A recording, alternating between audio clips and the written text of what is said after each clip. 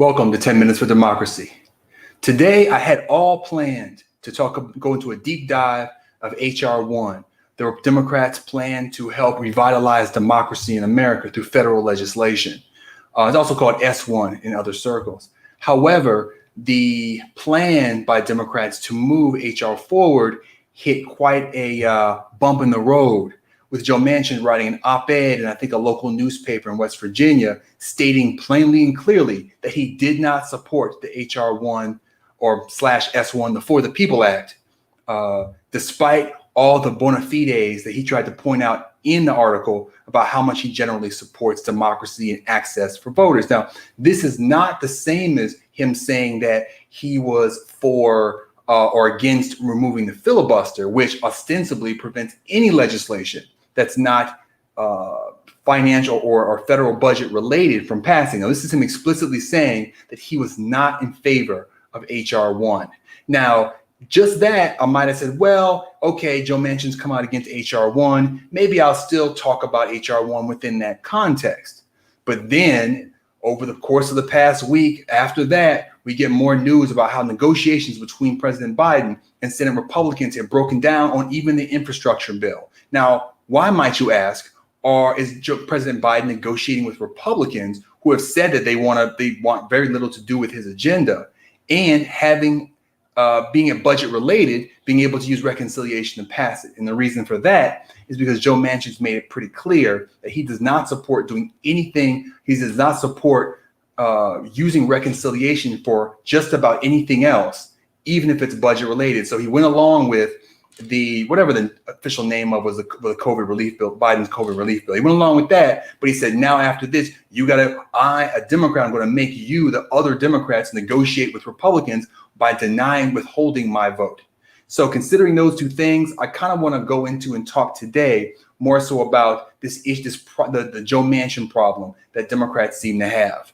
So let me go over first in high level what Joe Manchin's op-ed did. So he didn't just talk about H.R. 1. He did say no to H.R. 1, the For the People Act. He said no to any change in the filibuster, changing to a talking filibuster, speaking, complete reversal of it or removing it. He said he was against all of that. He said that for this, he's decided that, and I'll go more into detail of his reasoning behind these. Let me stop there. So he said that, but then interestingly enough, he said yes to the restoration of the Voter Rights Act of 1965, to the section of it that was overturned by the Supreme Court in the form of the John Lewis Voter Rights Act that's been proposed by Democrats.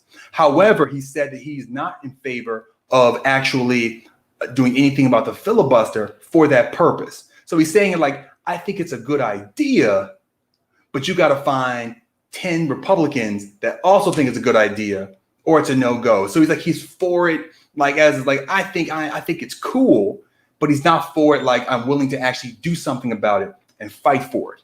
And now he did come out with, at the same time this is all going on, Republican Senator Murkowski came out in favor of the Voter Rights Act. So he only needs 9 more, but I don't imagine he's going around to Republican senators and lobbying them on behalf of the John Lewis Voter Rights Act. I have a feeling it's more of a, what's that word term I like to use? It's more of a virtue signal that, hey, I am in favor of voter rights, kind of, just not H.R. 1. Now, that's interesting, though, that he would say that he would make the difference between H.R. 1 and the John Lewis Voter Rights Act, both of which are about restoring, the ability of voters to reach the polls and being able to vote, and, voter access in general. One is specifically targeted at addressing the issue of systemic racism in our voting system. The other is more generally about, for all Americans, restoring voting access. But it's interesting that he separates the two and seems to support one and not the other. And he doesn't, honestly, I'm going to go into his details now of what he was talking about now, his explanation for why he had these positions he had. But I'll tell you this right now, he didn't really give any explanation as to what the problem specifically was with H.R. 1 versus the John Lewis Voter Rights Act, except he somehow construes H.R. 1/S1 with partisanship, but he doesn't with the Voting Rights Act. But he says that if you get rid of the filibuster for either of them, then it is partisan. So he's playing a lot fast and loose with what is or isn't partisan for his own purposes. Anyway, so Having said that, what's his argument about the reason why he has the positions that he has? Well, he asserts that the fixes, the reforms need to be bipartisan because partisan policymaking destroys confidence in democracy. Let me try to say that again. So he's saying that anytime you pass legislation in a partisan fashion, it destroys confidence in democracy, and specifically when it has to do with voter rights. Now, what that seems to say to me, or the way I would interpret that, is Republicans essentially, by being obstinate, can hold the concept in Joe Manchin's mind of democracy hostage if they're not willing to negotiate in good faith and be in support of a policy which is itself ostensibly nonpartisan. I mean, everybody who's an American should theoretically want more people to vote, right? If we're here, we're all people that agree that, you know, Americans, part of American citizenship, part of the franchise is critical to all Americans. We should be able to agree that all Americans, at least in legal good standing, that aren't in prison or in parole or anything like that, at least everybody that's got no charges should be able to go and vote without too much difficulty, without too many obstacles. It seems that the way Joe Manchin's talking here, that it becomes partisan by the behavior of Republicans. So they can make something partisan by simply their disagreement of it. Because the John Lewis Act, I'll point out, the Voter Rights Act was was one of these bills that had to be reaffirmed or I can't remember the name of that word for it is, but it has to be reapproved by the Senate every so often. And so back in 2006, the Senate voted 98-0 to continue the full Voter Rights Act of 1965. Now, after that, the Supreme Court under Chief Justice Roberts, with a conservative majority, overturned a key section, the pre-clearance section, and that's the section that the John Lewis Voter Rights Act that's you're going around now tries to restore. They took that away. But once they took that away, and there was all the backlash and all the things, all that, but now it comes back around, and what is Mitch McConnell, who voted for it in 2006, the full one with pre-clearance, saying how important it was, and if it ain't broke, don't fix it. After saying all that, now he says we don't need it. There's no need for it. Everything's working fine now. Even though he said the same thing with a different state of affairs 14 years ago.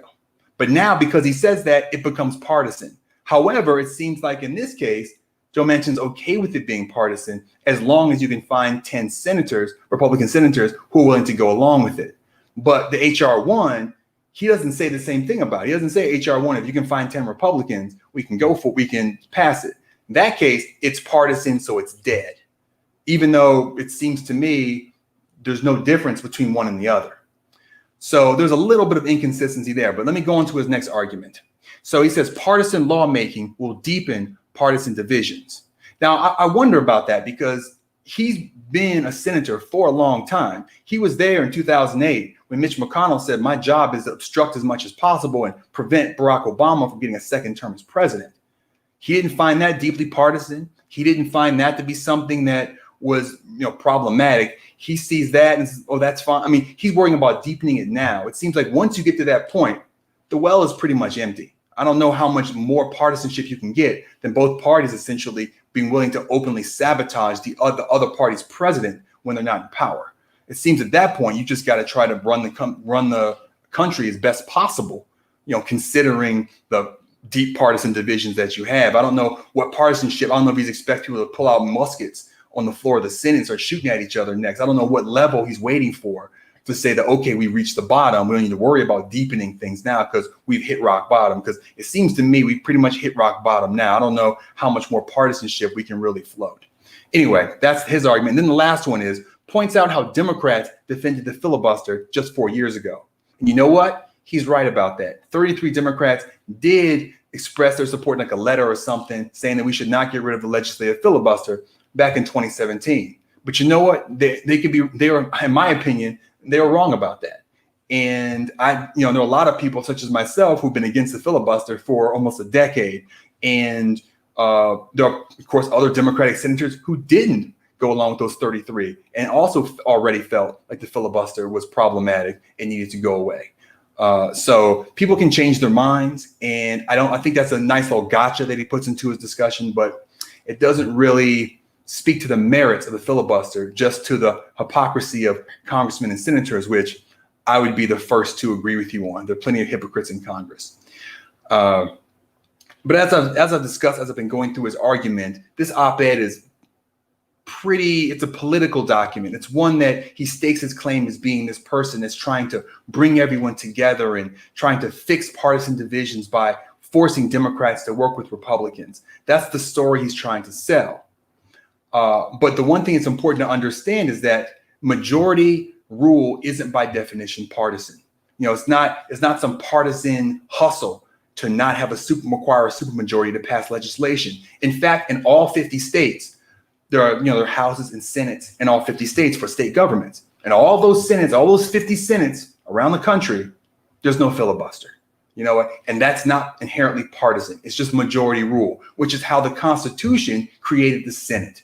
But Joe Manchin, because it's already there, has this kind of recency bias and feels like if the filibuster is gone or taking it away becomes partisan. He's falling into that argument when in fact it would simply be restoring the Senate to how it was run as designed by the founding fathers, which, as flawed as they were, you can't argue that the filibuster is somehow un-American, because what's un-American is having a government that doesn't work, which is seemingly what the filibuster has done to our government.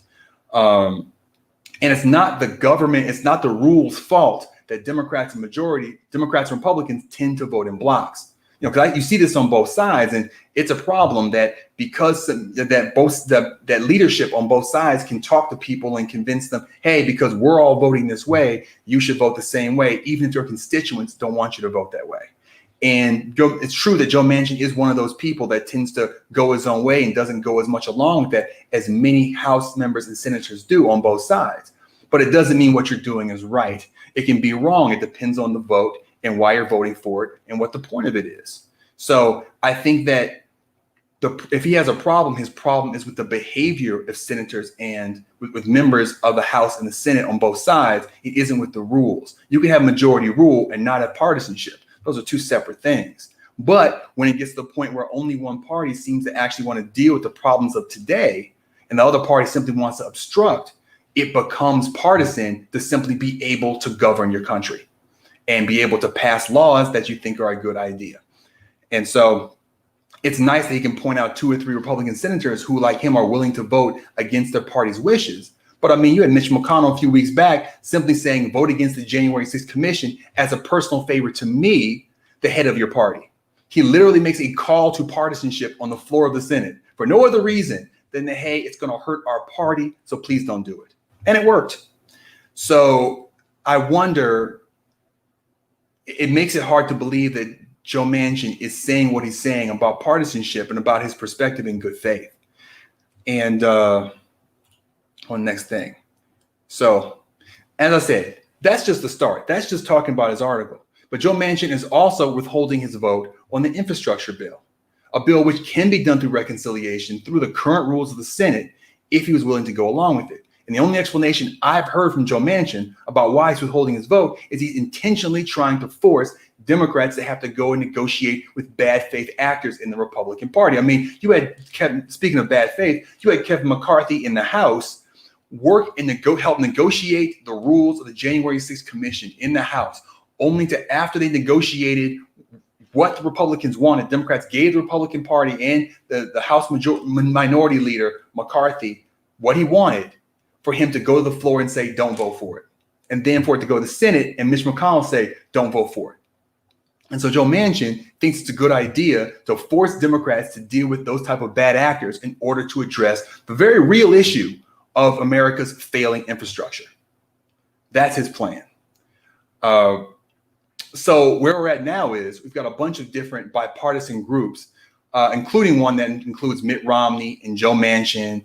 And I think Murkowski might be in that one, but a bunch of different people. They have a bunch of them trying to come up with plans to see if they can muster 60 votes in the Senate. But now you've got House members, Democratic House members saying, you better not cut out too much or we may not be willing to vote for it. So it's not clear to me if the infrastructure plan, which really should be a slam dunk, and it really, I'm going to get to this in a minute, but it's really pretty crazy thought that Biden may fail to be able to pass something as overwhelmingly popular as infrastructure. merely because one senator wants to force him to negotiate with Republicans, which is where we're at now. Okay. And I also want to, at this point something out, and that Joe Manchin really is willing to vote for other things via reconciliation. I don't think, because reconciliation is how budgets get passed every year, because it's very often that the party that's not in power is not able, that does not vote in favor of budget bills. And so reconciliation has been primarily used over the last 20, 30 years to pass budgets when you've got the party that's not in power really unwilling to negotiate in good faith. And I don't think that Joe Manchin is willing to shut down the government over the budget. But I think he's choosing to make a point, make a statement with infrastructure. He's choosing to flex his political muscle in order to create an infrastructure bill that has taxes more favorable to the way he wants them. Because Biden wants to raise the corporate tax rate in infrastructure to raise money for the infrastructure bill up to 28%. Manchin wants 25%. Really doesn't want it to go up at all. And I think part of this is Manchin's desire to get what he wants in terms of the tax budget, but couch it in all these terms about bipartisanship and working together and how bad partisanship is. But really what's going on here is the point of what I think all of this is Joe Manchin's a moderate Republican. If you look at his policy, you look at his feelings about gun control, about workers' rights, about money in politics, about almost any litmus test you might have for what a Democrat is in terms of an elected one, in terms of their, those meaningless statements they make every 4 years, or what the platform. He's not in favor of hardly anything on those platforms that come out every 4 years. He really is a Democrat in name only. I don't use that lightly. I don't think Sinema is, for example. I just think she's more conservative, but she does agree, I think, on a lot of cultural stuff. She's just more fiscally conservative. But I think he really on both cultural, which is understandable in West Virginia, but also on financial in terms of the minimum wage, in terms of workers' rights. He's conservative. And the reality is the reason why he's probably a Democrat is two things. One, I think he's gotten more conservative, probably as he's gotten richer throughout his life. But also because the man that preceded him, whose name I don't remember off the top of my head, who was a senator for 30 or 40 years. I mean, he was a major power in the Senate for a long time, was a Democrat. And so when that person retired or died, I can't remember which one happened, Manchin took over. Manchin, who had at that point been a Democrat as governor and as Secretary of State, followed him. And so part of that person's legacy was being a Democrat, even though you're in a red state. And so for whatever reason Joe Manchin has for calling himself a Democrat, his politics are almost entirely Republican. And what he's doing now is this infrastructure bill, which was fairly progressive in terms of its willingness to spend money, its willingness to tax. He didn't like it. And so he pulled out all the stops and all the smoking mirrors of bipartisanship and, working together and all that stuff in order to cover up his real intentions, which is to make this infrastructure bill as small, as least taxing as possible. And of course, to keep any kind of minimum wage out of it, which this is what I thought was the only other opportunity to really try to pass minimum wage during Biden's first term. And although the part of the Senate reconciliation person already threw out the idea of using it for that, I thought it was a good idea for them to try again and perhaps force the vote. But now we'll be lucky if we get anything in terms of reconciliation, in terms of the infrastructure package. So what this has done, and brings me to the cover of the video, the thumbnail of the video is what it is. This has put Biden at a crossroads, or it did. He's kind of already gone past the crossroads at this point, but it put Biden at a crossroads. He could either try to leverage his personal popularity as his elected president, who's historically fairly popular for a just elected president. I think his general popularity is in the 60-something percent, very popular. Leverage his popularity and the popularity of his agenda on the issues themselves by going to try to convince Manchin using, the bully pulpit, using his political power to try to make Manchin change his mind. Or he can bend the knee and do whatever Joe Manchin asks him to do in terms of, oh, Joe doesn't want to do that. Well, we'll just drop it. Oh, Joe Manchin wants bipartisanship. Okay, I'll negotiate with Republicans. Okay, I'll let the Republicans and Joe Manchin and one or two very conservative Democrats come up with a plan and I'll sign it. And unfortunately, he's chosen the latter. And I think the reason is that Joe Biden really doesn't care about the particulars of any infrastructure package. I think that he listened to a lot of people and came up with something that was pretty good, but he himself is not personally invested in the particulars of his infrastructure plan. He just wants to check that mark off on his resume as president. He wants to say, I passed a COVID relief bill. I, got people vaccinated. I passed the infrastructure bill. He wants to check off these boxes on his resume for his presidency. And he's willing to do just about anything to do it. And his actions, his lack of willingness to actually apply political pressure of any sort to Joe Manchin is an indication of that. Now, this may just be his character as a president. He may not be a bully pulpit type of president. Barack Obama certainly was not when he was president. But it seems to me like we saw a clear sign that was possible when Kamala Harris, Vice President Harris, went to West Virginia, talking about this COVID relief bill. Really, I think it was a good faith action, but Manchin took umbrage at it, feeling like, oh, are you trying to put the screws to me? And they're like, oh, no, this is a misunderstanding. Everything's cool. We know you're on board. No beef, whatever. They try to squash it. But that, if nothing else, shows that there was some sensitivity on the part of Senator Manchin to potential political pressure being applied to him. My understanding is he didn't win his seat last time by that many votes. I mean, this is a very red state. There are plenty of, we're voting Republican no matter what vote is there. So he has a coalition of Democrats and Republicans that he needs to vote for him to maintain his seat. So if you go there and you tell Democrats to march against him, to go to his office, to make phone calls, to invest in this infrastructure package, you can apply some real pressure to him, because the people that are Republicans who are still voting for him, he probably shouldn't worry about them as much as he needs to worry about the Democrats that still vote for him, because the culture stuff, that he can always vote in the minority on the culture stuff. He doesn't really worry about it at all. All he has to worry about really is make sure those Democrats still see him as the better option than a Republican. But you have to remind him of that, because really he wants to just be a Republican. He wants to just vote like a Republican and do everything the way generally a Republican would in terms of policy. That's what he wants to do. So you have to convince him to do otherwise to maintain his coalition, within a certain degree of reason. I don't think he's necessarily to the right of, say, Senator Murkowski. He's probably around the same area as her, but she's a Republican. And so he wants to vote with her all the time. So you have to sometimes convince him to vote actually to the left of center if you want him to vote anything that's truly, progressive or not conservative, I should say. So you have to keep that in mind.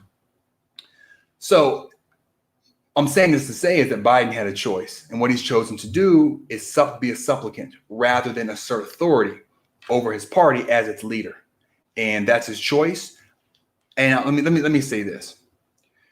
There's the argument, and I saw Chris Hayes say this yesterday, that something's better than nothing. Because if you press Manchin, if you go and try to hit him in his state and apply political pressure in the bully pulpit against him, he could curl up like a shell, like a turtle, and just say, fine, I'm not voting with you on anything. Maybe I even become a Republican, although I don't think he would do that for the reasons I explained. But he'll curl up and say, I'm just going to go my own way and I'm not going to listen to you anymore. And you can be so afraid of that you say, I'll just take whatever he's willing to give, and I'll take the smallest package as long as I can say that. The problem is when you do that, when you say a little bit is better than nothing, that isn't really democracy, because this policy, even in his state, is popular. His job is to represent his citizens, and even Republicans in his state think infrastructure is a good idea, think spending money and taxing corporations a little bit more to pay for it is a good idea. So it's not that he is voting with his population for the purpose of representing them, despite what Democrats think. It's the other way. It's that he's voting against his population because of his personal beliefs, despite how his own, the people he represents feel. That's what he's doing.